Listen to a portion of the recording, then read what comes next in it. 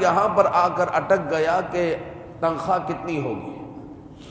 اگر اجرت ہوگی روز کی ملے گی اجرت، یا ماہانہ ملے گی، ہفتہ وار ملے گی، روز کی ملے گی، کتنی ملے گی؟ تو ہمارے یہاں پر تو جتنی بڑی سیٹ اتنی بڑی تنخواہ. بہت بڑی سیٹ ہے تو بہت بڑی تنخواہ ہے، چھوٹی سیٹ ہے تو چھوٹی تنخواہ ہے. تو حضرت ابو بکر صدیق رضی اللہ تعالیٰ عنہ تو سب سے بڑی سیٹ پر تھے، خلیفۃ الرسول صلی اللہ علیہ وآلہ وسلم ہے.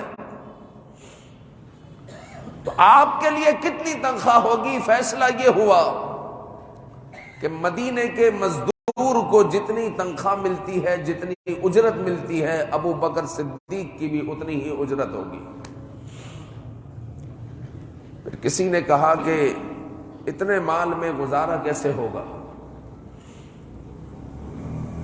تو اس کا جواب یہ دیا گیا کہ جس طرح مدینے کے مزدور کے گھر کا اتنے مال میں، اتنی اجرت میں گزارا ہوتا ہے، اسی طرح ابو بکر صدیق کے گھر کا گزارا ہوتا. اور اگر حضرت ابو بکر صدیق کے گھر کا گزارا اتنی اجرت میں نہیں ہوتا تو پھر مدینے کے مزدور کی اجرت کو بڑھا دیا جائے گا، کیونکہ وہ اجرت